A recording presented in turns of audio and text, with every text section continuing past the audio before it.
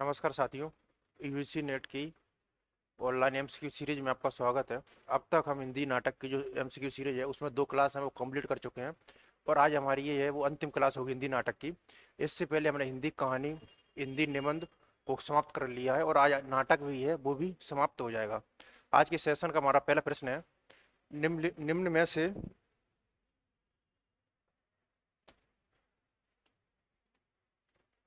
निम्न में से हिंदी भाषा में खेला गया मंचित नाटक कौन सा था। निम्न में से हिंदी भाषा में सबसे पहले खेला गया मंचित कौन सा नाटक था। निम्न में से हिंदी भाषा में सबसे पहले खेला गया मंचित नाटक कौन सा था। नाहुस, शकुंतला नाटक, विद्यासागर और जानकी मंगल।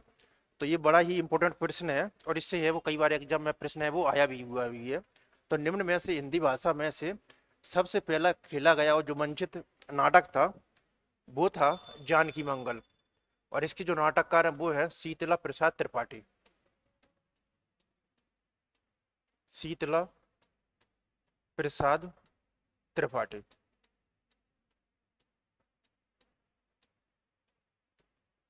तो निम्न में से हिंदी भाषा में खेला गया सबसे पहले मंचित जो नाटक था वो था जानकी मंगल और इसके जो नाटककार हैं वो है शीतला प्रसाद त्रिपाठी। अगला प्रश्न है, राजनीति ही मनुष्यों के लिए सब कुछ नहीं है। राजनीति ही मनुष्यों के लिए सब कुछ नहीं है। राजनीति के पीछे नीति से भी हाथ ना धो बैठे, जिसका विश्व मानव के साथ व्यापक संबंध है। राजनीति की साधारण छलनाओं से सफलता प्राप्त करके करके क्षण भर के लिए तुम अपने को चतुर समझने की भूल कर सकते हो।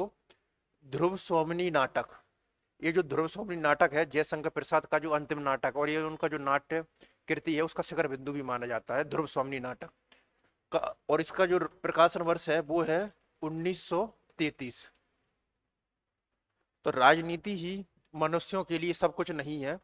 राजनीति के पीछे से राजनीति के पीछे नीति से भी हाथ ना धो बैठे, जिसका विश्व मानव से व्यापक संबंध है। राजनीति की धारणा छलनाओं से सफलता प्राप्त करके क्षण भर के लिए तुम अपने को चतुर समझने की भूल कर सकते हो। ध्रुव स्वामिनी नाटक का उक्त संवाद है वो किसके द्वारा कहा गया है। ऑप्शन है मंदाकिनी, ध्रुव स्वामिनी, कोमा और मिहिर देव। तो ये जो कथन है वो कहा गया है मिहिर देव द्वारा। अगला प्रश्न फैक्चुअल प्रश्न था, आगरा बाजार नाटक में आई नज्म की पंक्तियों को पहले से बात के क्रम में लगाइए। तो ये जो आगरा बाजार नाटक है इसकी जो नाटककार है वो है हबीब तनवीर और इसका जो प्रकाशन वर्ष है वो है 1954 और ये जो नाटक है वो 2 अंक है उसमें विभाजित है। इसमें जो मध्यकाल के एक मशहूर शायर हुए अकबर इलाहाबादी, तो उनकी जो लोग नज्म है उनके माध्यम से जो नाटक की जो संरचना है वो की गई है। तो इसका जो प्रकाशन वर्ष है 1954, ये 2 अंकों में विभाजित नाटक है और आगरा बाजार में जो नाटकों में आई नज्म की पंक्तियों को पहले से बात के क्रम में लगाइए। तो इसमें जो आगरा बाजार नाटक है उसकी जो शुरुआत होती है वो होती है शहर आशुभ नज्म से और इसका जो अंत होता है वो होता है आदमी नामा नज्म पे।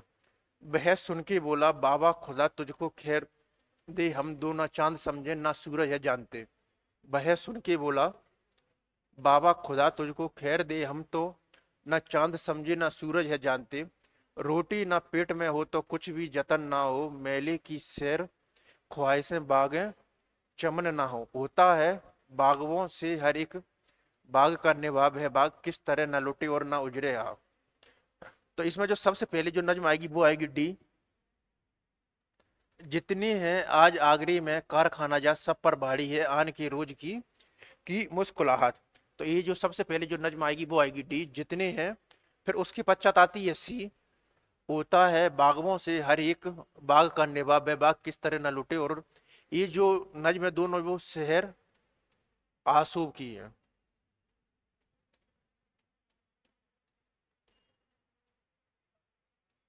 फिर पश्चात आता है ए, वह सुन के बोला बाबा खुदा तुझको खैर दे, हम ना चांद समझे ना सूरज जानते हैं। तत्पश्चात है बी और ई, रोटी ना पेट में हो तो कुछ भी जतन ना हो, मेले की सैर ख्वाहिशें बागों चमन ना हो। अगला प्रश्न है, चंद्रगुप्त नाटक के चतुर्थ अंक में कुल कितने दृश्य हैं। चंद्रगुप्त नाटक के चतुर्थ दृश्य। तो चंद्रगुप्त नाटक है वो जयशंकर प्रसाद का एक महत्वपूर्ण महाकाव्यात्मक उद्देश्य से संप्रक्त नाटक है और इसका जो प्रकाशन वर्ष है वो है 1941। और ये जो नाटक है वो 4 अंक में विभाजित है और इसमें जो टोटल जो गीत हैं उनकी संख्या है 44। और ये जो नाटक है इसमें जो चतुर्थ अंक है इसमें जो कुल दृश्यों की जो संख्या है वो है 14। और इसके अलावा अगर आपसे पूछा जाए कि इसमें जो कुल जो दृश्य है इसमें वो है 14, इसके अलावा इसमें जो कुल दृश्य वो बनते हैं 44। अंधा युग नाटक के संबंध में सत्य कथन है। अंधा युग है वो धर्मवीर भारती का एक महत्वपूर्ण गीति नाट्य है या काव्य नाट्य, जिसका जो प्रकाशन वर्ष है वो है 1955 से लेके 56 तक। कहीं पर 1955 मिलता है तो कहीं पर 1956। और ये जो नाटक है वो महाभारत की 18वें दिन की संध्या से लेकर प्रवास तीर्थ में कृष्ण की मृत्यु की क्षण की जो घटना है वहां तक है। तो धर्मवीर भारती के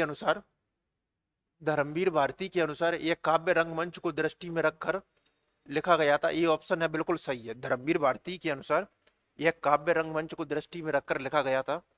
यह नाटक 7 अंकों में विभाजित है।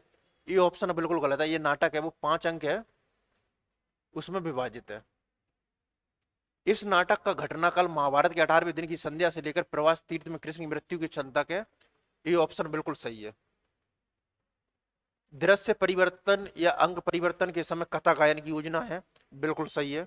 जब भी दृश्य परिवर्तन या अंग परिवर्तन होगा तो उसमें जो कथा गायन है उसकी परंपरा है। नाटक का जो तीसरा अंक का जो शीर्षक है वो गांधारी का सांप है, वो नहीं है, बल्कि ये जो शीर्षक है वो है अश्वत्थामा का अर्धसत्य।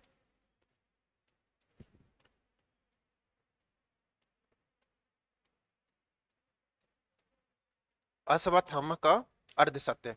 तो इस तरीके से हमारा ऑप्शन बनेगा ए, सी और डी।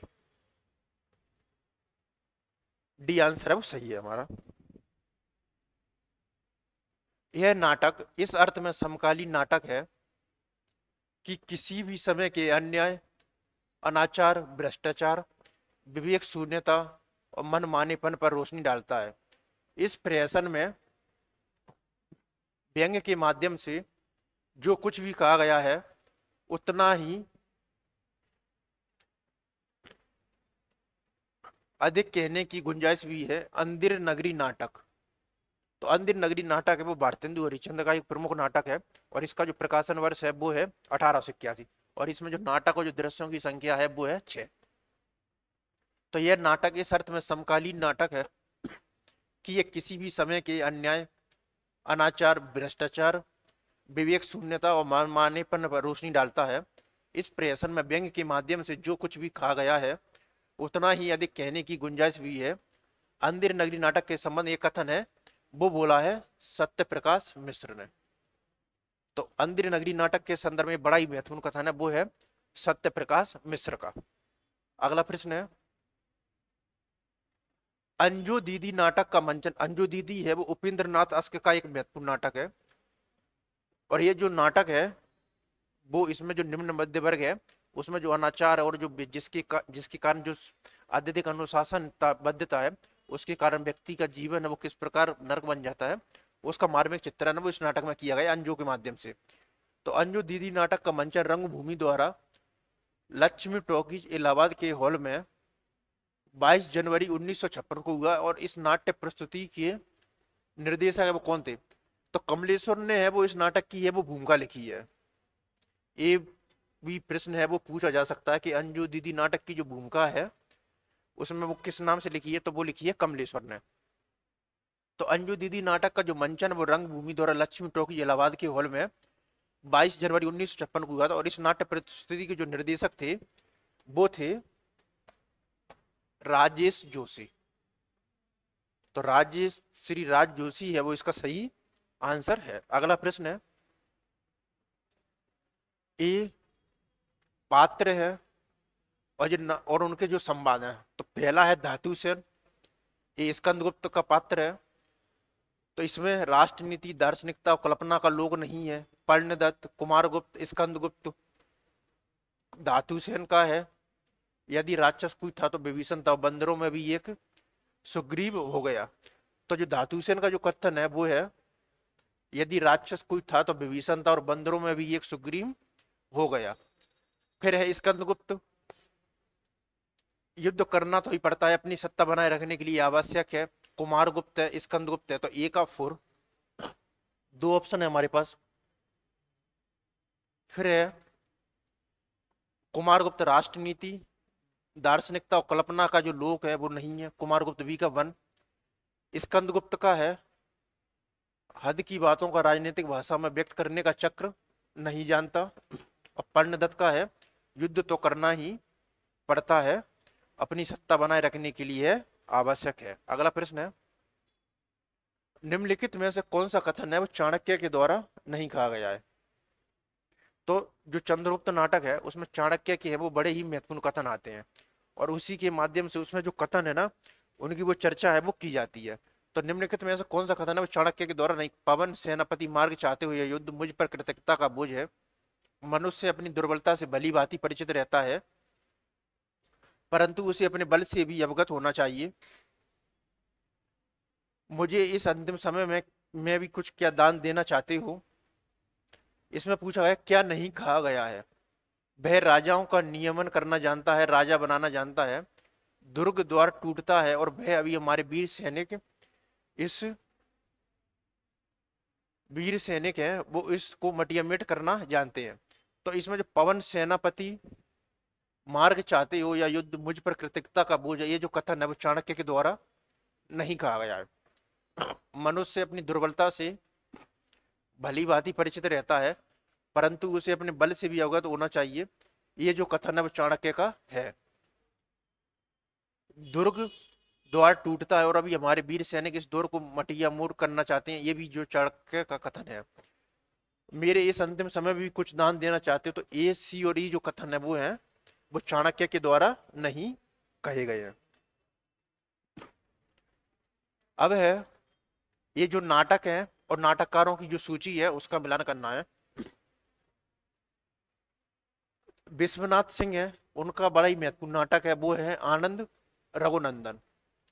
नाहुस है गोपाल चंद का, तो सी का 4,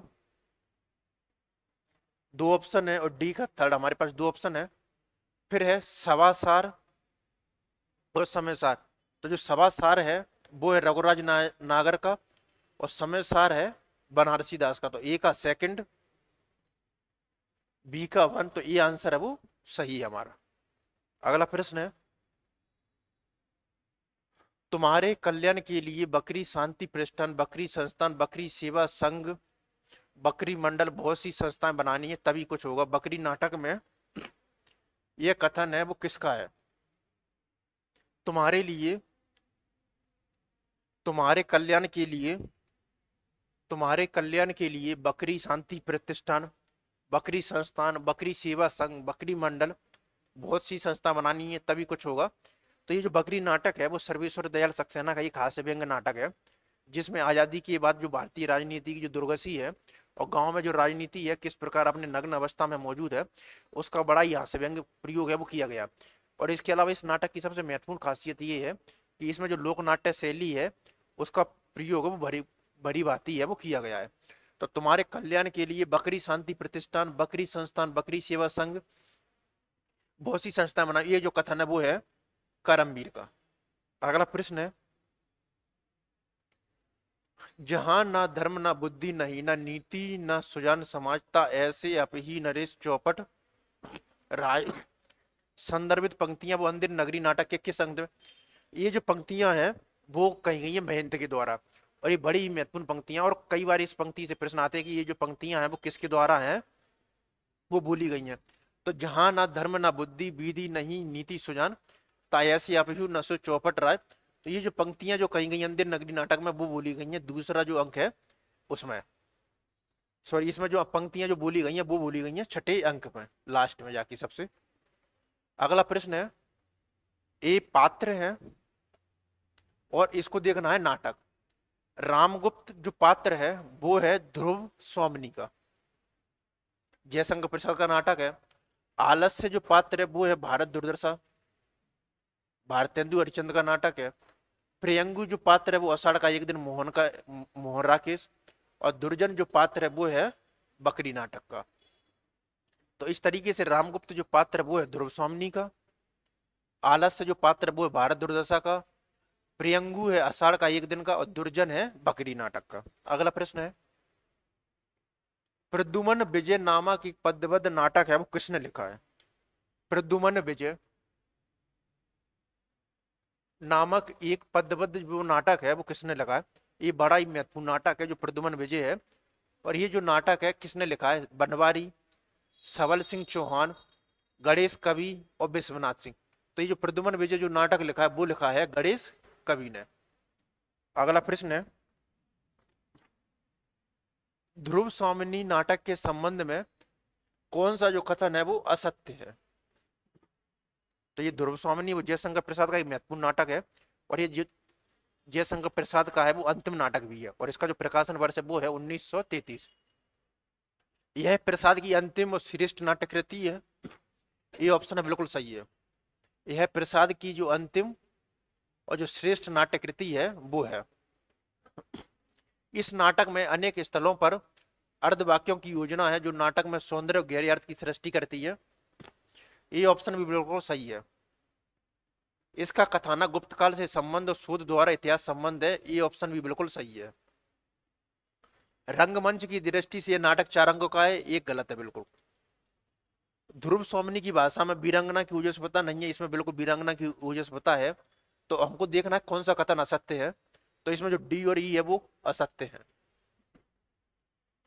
तो ये जो आंसर है वो हमारा सही होगा। बाकी की जो शुरू के जो 3 ऑप्शन है वो बिल्कुल सही है। ये प्रसाद की अंतिम और श्रेष्ठ नाट्य कृति है। इस नाटक में अनेक स्थलों पर अर्धवाक्यों की योजना है जो नाटक में सौंदर्य और गहरे अर्थ की सृष्टि करती है। इसका कथानक से गुप्त काल से संबंध और शोध द्वारा इतिहास सम्मत है। निम्नलिखित में से कौन सी पंक्ति और जो नाटक का जो मिलान है वो सही नहीं है? जो मिलान है वो देखना कि सही नहीं है।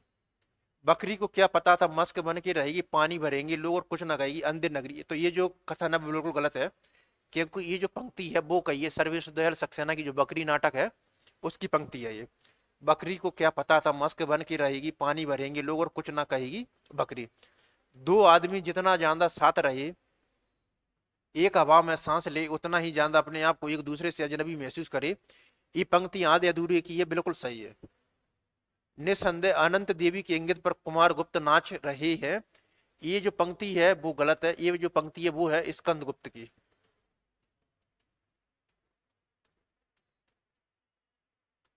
सौभाग्य और दुर्भाग्य मनुष्य की दुर्बलता के नाम है, और ये जो पंक्ति है वो भी है ध्रुव स्वामिनी नाटक की।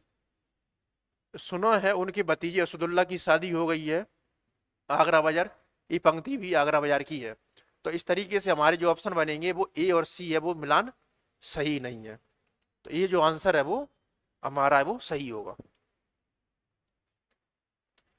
ये नाटक है और नाटककार है, इनको देखना है। जयशंकर प्रसाद का जो नाटक है वो है कामना। हरिकृष्ण प्रेमी का है शिव साधना। उपेंद्रनाथ हरिकृष्ण प्रेमी का ए का 3rd, सी का 4th। तो जो डी आंसर है वो हमारा सही होगा। उदय शंकर भट्ट का है मत्स्य गंधा, और उपेंद्रनाथ अस्क का है तौलिए। तो इस तरीके से हरिकृष्ण प्रेमी है उनका है शिव साधना, उदय शंकर भट्ट का है मत्स्य गंधा, जयशंकर प्रसाद का कामना, उपेंद्रनाथ अस्क का तौलिए। ध्रुव स्वामिनी नाटक के संदर्भ में निम्नलिखित में से कौन सा कथन है वो सत्य है? ध्रुव स्वामिनी नाटक के संदर्भ में कौन सा कथन है वो सत्य है? ध्रुव स्वामिनी को लेकर क्या साम्राज्य से भी हाथ धोना पड़ेगा, ये कथन है सत्य है। मैं उपहार में देने की वस्तु हूं, ये गलत है। यहाँ ऐसी निर्जलता का मैं नाटक नहीं देखना चाहती, ये सही है। यहाँ मर्द रामगुप्त अपने पिता की तरह दिग्विजय करने निकला था। तो इसमें पूछना है कि सत्य है वो कौन सा है।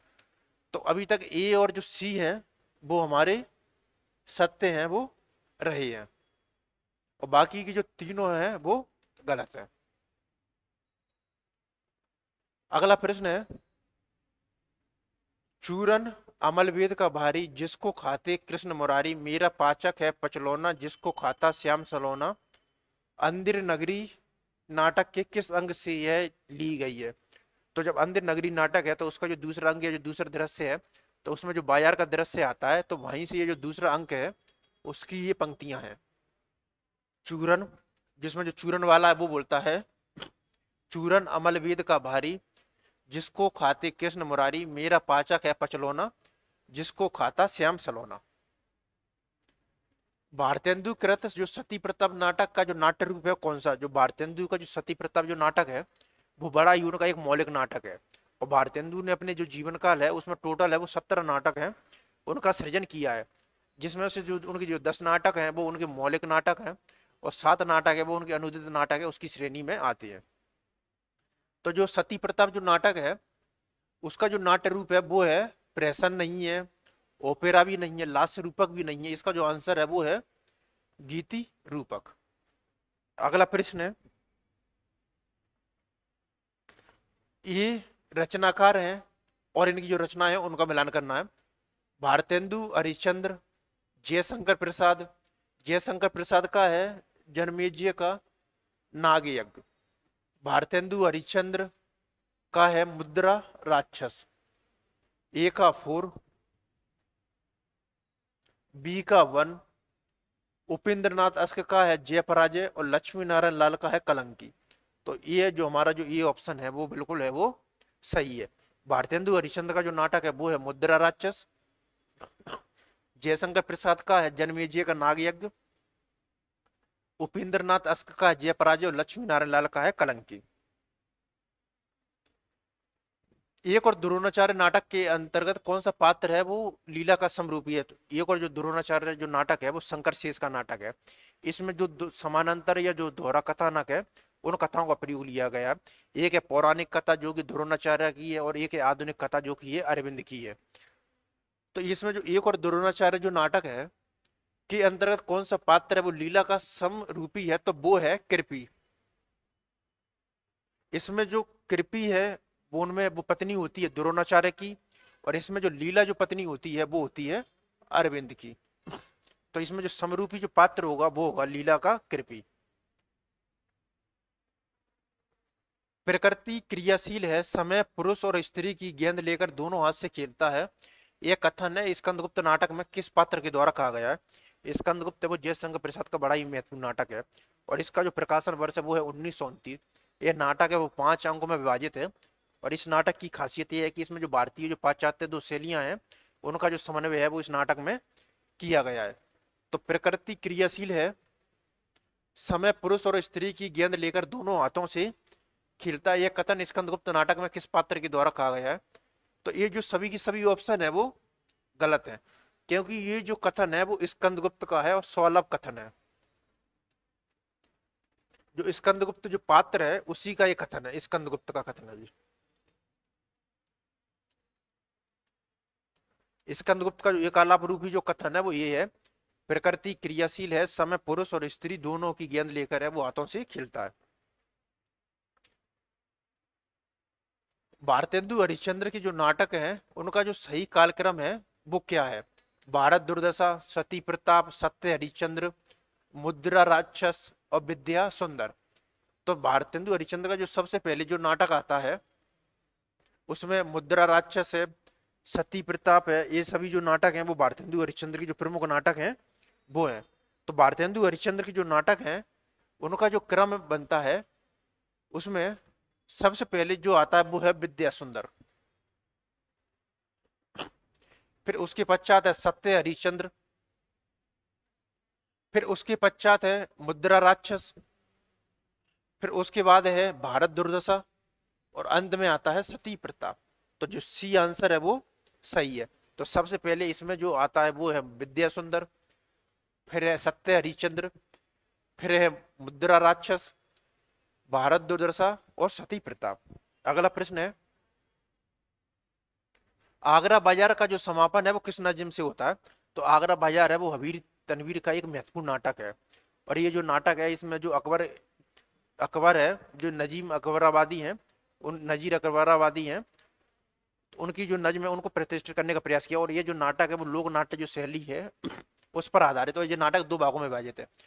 तो आगरा बाजार की जो शुरुआत होती है वो होती है सेहराबोद से। इसमें समापन पूछा है तो आगे चल के वो पूछा जाता है कि अंत किससे होता है, और अंत जो होता है वो होता है आदमी नामा पर। तो आगरा बाजार का जो आरंभ है वो सेहरासोब से आबोद से होती है, और अंत होता है आदमी नामा पर।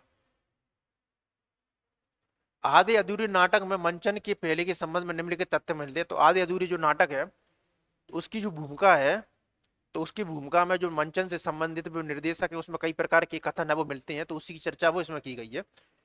बड़ी लड़की की भूमिका ऋचा व्यास ने निभाई, ये कथन बिल्कुल गलत है। बड़ी लड़की की जो भूमिका है वो निभाई थी अनुराधा ने।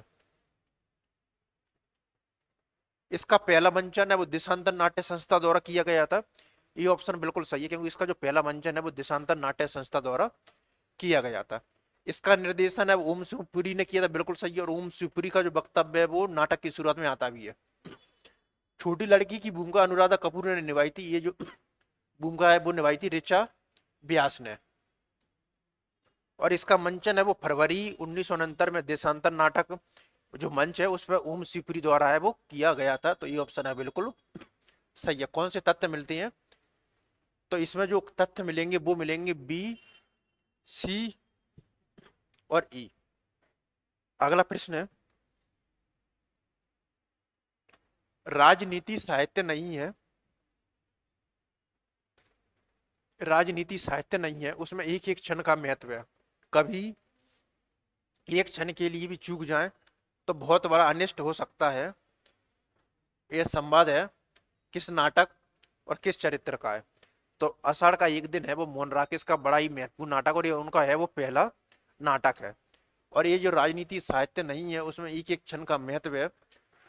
कभी एक क्षण के लिए भी चूक जाए तो बहुत बड़ा अनिष्ट हो सकता है, यह संवाद है वो कहा गया है आषाढ़ का एक दिन में प्रियंगु द्वारा। तो ये जो संवाद है वो आषाढ़ का एक दिन में प्रियंगु का है। अगला प्रश्न है,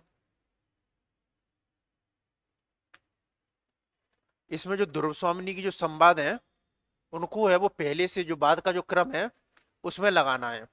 ध्रुव स्वामिनी नाटक में ध्रुव स्वामिनी के संवादों को पहले से बाद के क्रम में वो लगाना है। तो इसमें जो लौट जाओ इस तुच्छ नारी जीवन के लिए इतनी महान उत्सर्ग की आवश्यकता नहीं, लौट जाओ इस तुच्छ नारी जीवन के लिए इतनी महान उत्सर्ग की आवश्यकता नहीं, ये पहले आएगा, बिल्कुल सही है।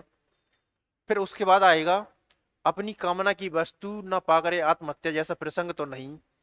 फिर उसके बाद आएगा चंद्रे तुम मुझे दोनों ओर से नष्ट ना करो, यहाँ से लौट जाने पर भी क्या मैं गुप्तकाल के अंतःपुर में रहने पाऊंगी। फिर उसके बाद है चंद्रे मेरे भाग्य के आकाश में धूमकेतु सी अपनी गति बंद करो। और अंत में है सी, तो मेरे और तुम्हारा जीवन साथ मरण ही होगा। तो जो बी आंसर है वो बिल्कुल सही है। मानव कब दानव से भी दुर्दंत, पशु से भी बर्बर और पत्थर से भी कठोर, करुणा के लिए निर्वकाश हृदय वाला हो जाएगा, नहीं जाना जा सकता। ये बड़ी महत्वपूर्ण पंक्तियां चंद्रगुप्त नाटक की, और ये पंक्तियां हैं कई बार आपको एग्जाम में वो देखने को मिलेंगी, तो इतनी महत्वपूर्ण पंक्तियां। तो मानव कब दानव से भी दुर्दंत, पशु से भी बर्बर और पत्थर से भी कठोर, करुणा के लिए निर्वकाश हृदय वाला हो जाएगा, नहीं जाना जा सकता। तो जो चंद्रगुप्त नाटक में जो उक्त संवाद है वो है सिंगरन का।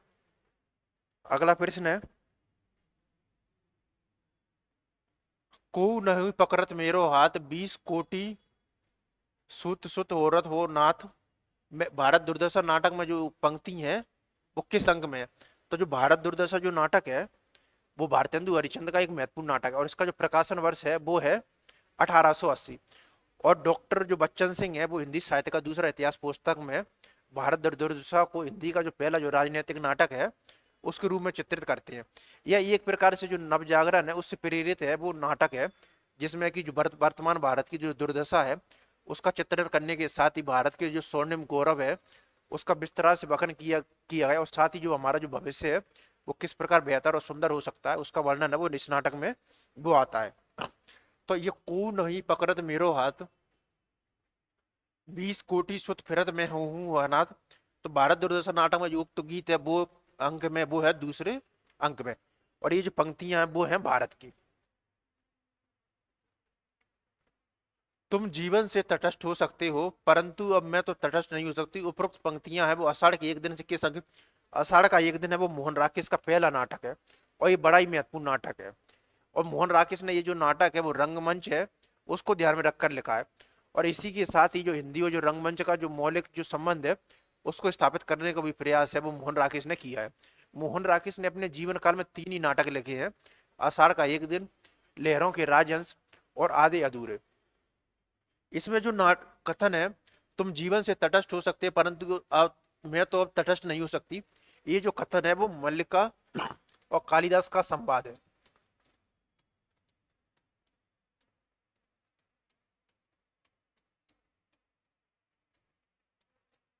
तो मल्लिका और जो कालिदास का जो संवाद है वो इसमें है।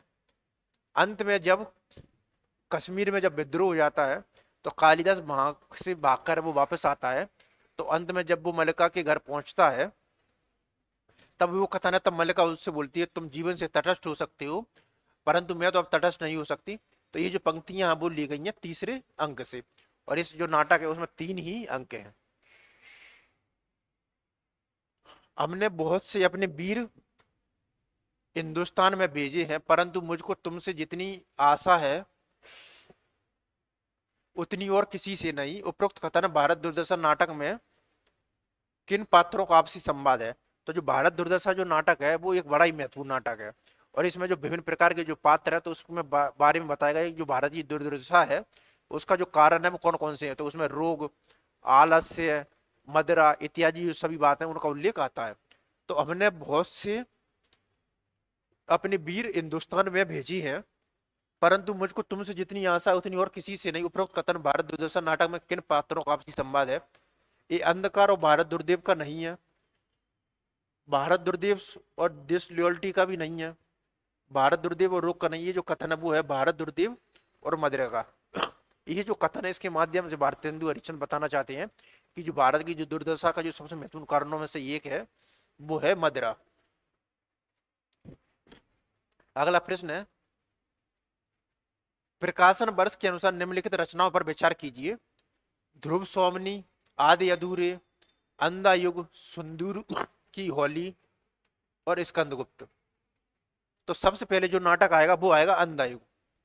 सबसे पहले जो नाटक आएगा वो आएगा स्कंदगुप्त। प्रकाशन वर्ष के सही उत्तर ये जो ऑप्शन है ये तो गलत ही है क्योंकि इसमें जो ऑप्शन है वो पता ही नहीं चल पाएगा, गलत टाइप हो गया ये।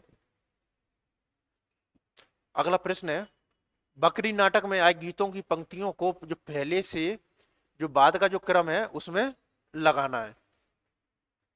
तो जो बकरी नाटक है वो सर्वेश्वर दयाल सक्सेना का नाटक है और इसमें जो हास्य व्यंग शैली है जो लोक नाट्य जो शैली है उसके माध्यम से जो ग्रामीण भारत है उसमें जो राजनीतिक जीवन और जो चरित्र है और आजादी के बाद भारत जो गांधीवादी मूल्य वो किस प्रकार तिरस्कार किए गए हैं उनका वर्णन है वो इसमें किया गया है। तो इसमें जो पंक्तियां जो सबसे पहले आएंगी वो आएंगी जा जा के सींच आएगी हर एक ही कुआरी, मर मर के भी बुझ जाएगी भय प्यास तुम्हारी।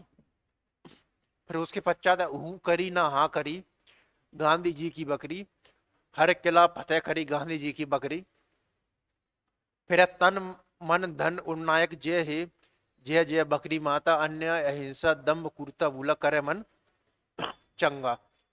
फिर है हु करी ना हा करी गांधी जी की बकरी, हर किला फतेह करी। फिर उसके पश्चात आएगा इसमें ये ई है धर्म ईश्वर भाग्य सबकी उंगलियों से घूमता, आदमी मिट्टी का लौंदा चाक पर है झूमता और दुर्जन के साथ हमको यहाँ मोल कर चले। तो जो बी आंसर है वो हमारा सही होगा।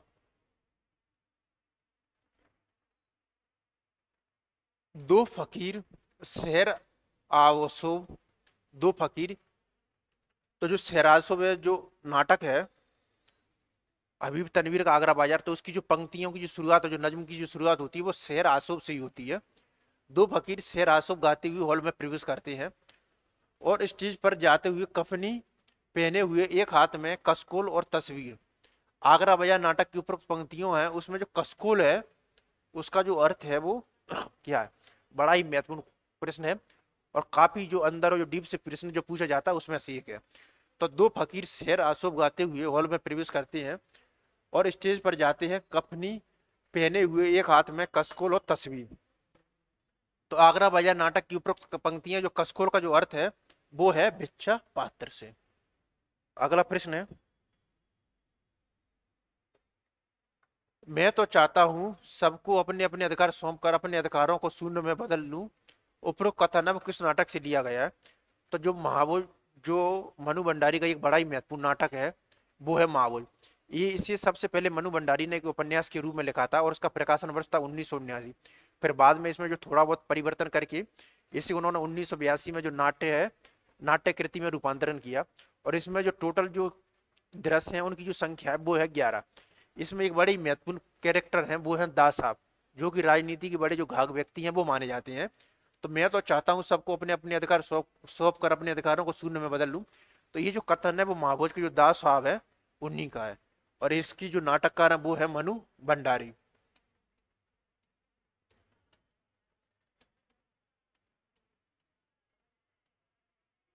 अगला प्रश्न है, निम्नलिखित में से कौन सा स्थान, कौन सा कथन अंधेरी नगरी नाटक के संदर्भ में गलत है? ये 1881 में लिखा गया था और काशी की दशाश्वमेध घाट पर उसी दिन अभिनीत भी हुआ था। ये कथन बिल्कुल सही है। इस नाटक में 5 दृश्य नहीं है, इस नाटक में 6 दृश्य है।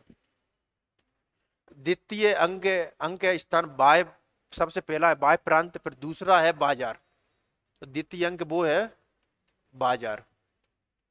तीसरे दृश्य में ज्ञान और अज्ञान की टकराहट दिखाई पड़ती है, ठीक है।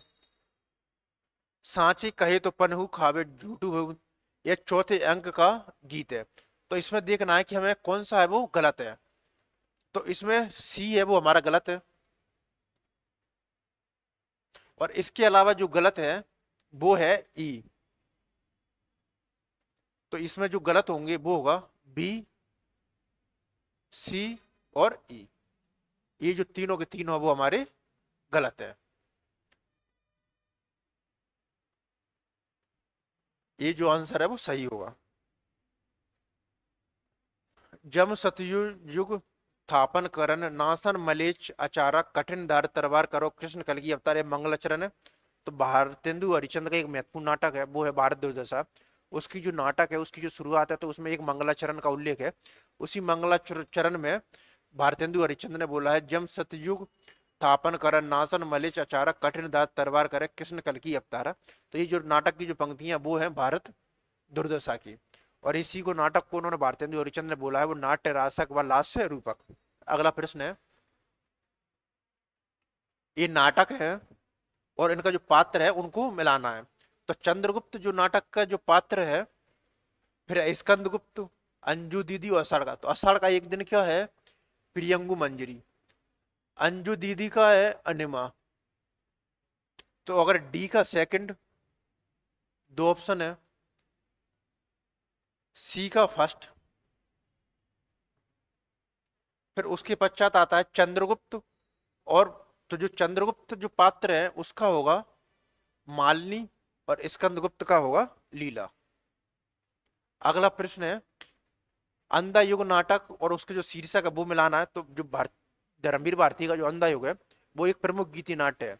और ये जो नाटक है वो 5 अंकों में विभाजित है।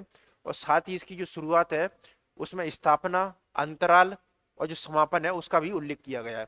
तो इसका जो दूसरा अंक है, पहला अंक है कौरव नगरी, दूसरा है पशु का उदय, तीसरा अंक है अश्वत्थामा का अर्ध सत्य, चौथा अंक है गांधारी का सात साप और पांचवा अंक है वो है विजय एक क्रमिक आत्महत्या। अगला प्रश्न है, ये पात्र है और नाटक।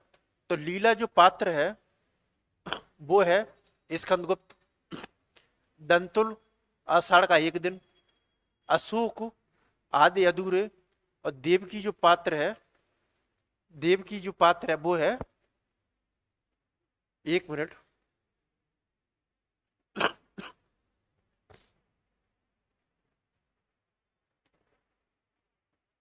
देव की जो पात्र है वो है स्कंदगुप्त का, अशोक है आदि अधूरे, दंतुल है आषाढ़ का एक दिन और लीला जो पात्र है वो है एक और द्रोणाचार्य का।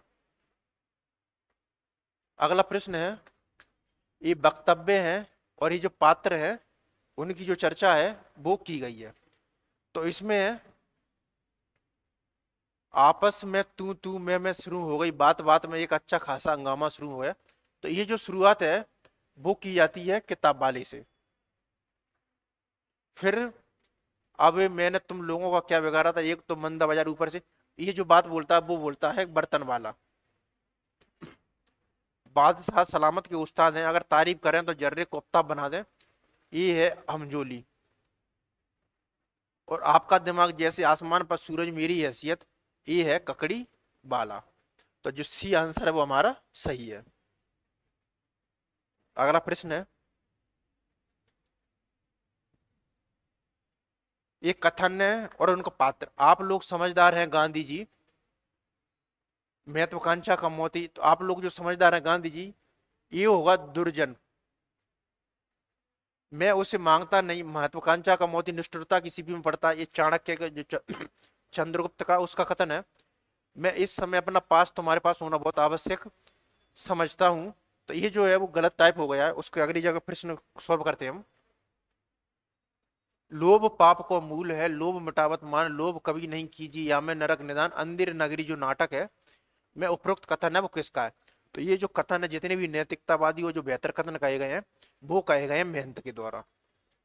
और महंत के ये दोनों शिष्य हैं, नारायण दास और गोवर्धन दास।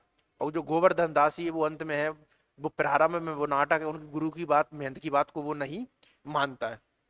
तो लोभ पाप को मूल है, लोभ मिटावत मान, लोभ कभी नहीं कीजिए या में नरक निदान। तो ये जो कथन है वो है महंत जी का।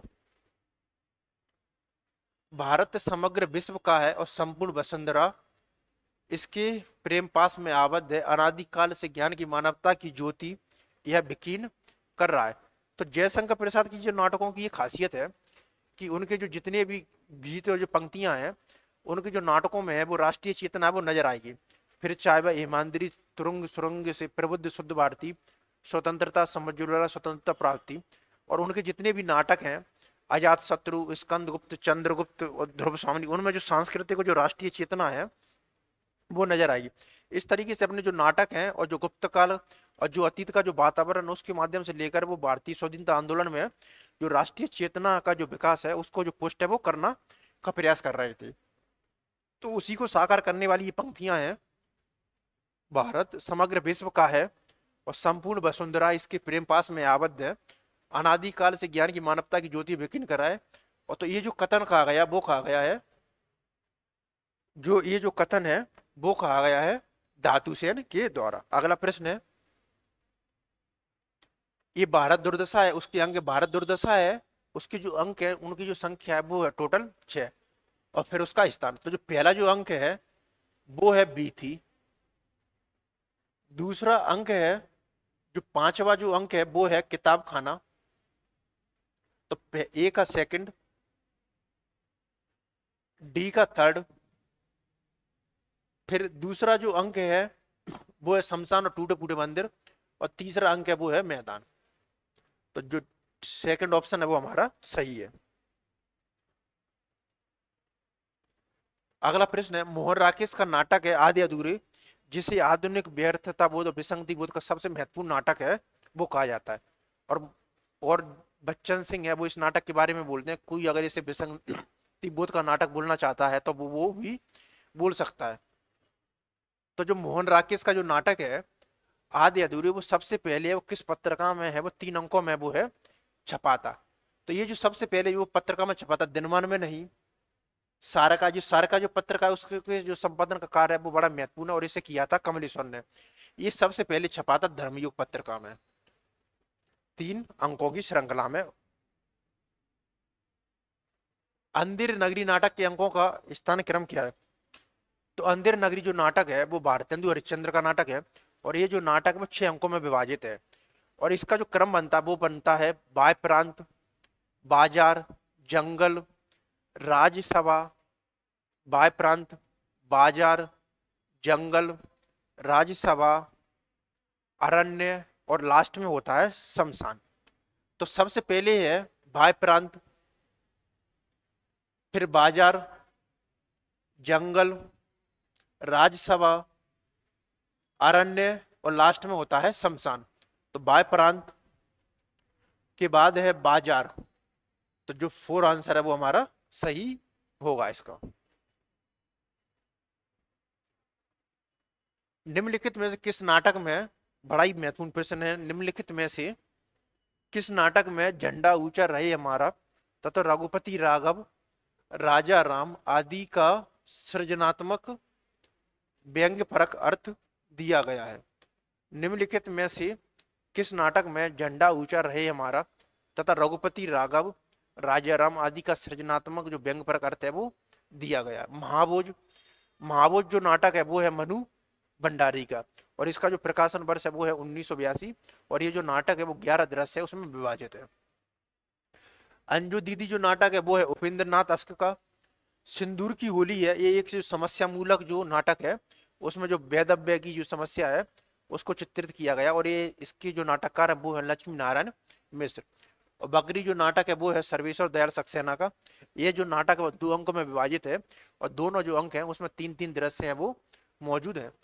तो निम्नलिखित में से किस नाटक में झंडा ऊंचा रहे हमारा तथा रघुपति राघव, राजा राम आदि का जो सृजनात्मक व्यंग्य परक जो अर्थ दिया गया वो दिया गया है सर्वेश्वर दयाल सक्सेना के जो बकरी नाटक है उसमें। अगला प्रश्न है, योग्यता 1/4 व्यक्तित्व का निर्माण करती है, शेष पूर्ति प्रतिष्ठा द्वारा होती है। लास्ट प्रश्न है, योग्यता 1/4 व्यक्तित्व का निर्माण करती है, शेष पूर्ति है वो प्रतिष्ठा द्वारा होती है। उपरोक्त कथन है वो किसका है? तो ये जो कथन है वो आषाढ़ का एक दिन जो नाटक है उसका है, जो कि मोहन राकेश का नाटक है और ये प्यारा नाटक है।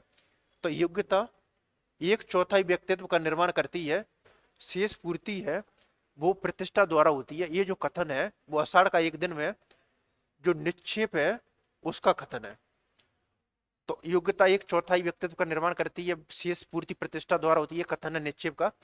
इसके अलावा इसमें विलोम का एक बड़ा ही महत्वपूर्ण कथन है, वो है कालिदास क्या है एक सफल विलोम और विलोम क्या है एक असफल कालिदास। तो निक्षेप का कथन है एक योग्यता 1/4 व्यक्तित्व का निर्माण करती है, शेष पूर्ति प्रतिष्ठा द्वारा होती है। तो विलोम का कथन है कालिदास क्या है एक सफल विलोम और विलोम क्या है एक असफल कालिदास। तो ये जो नाटकों का जो PYQ है उसे हमने आज खत्म कर लिया है। इसके पश्चात जो PYQ सीरीज में अगला सेशन रहेगा वो हमारा रहेगा उपन्यासों का। धन्यवाद। इसके अलावा हमारा जो डिस्क्रिप्टिव और जो विश्लेषणात्मक क्लासेस हैं UGC नेट के लिए वो भी प्रारंभ हो गई है।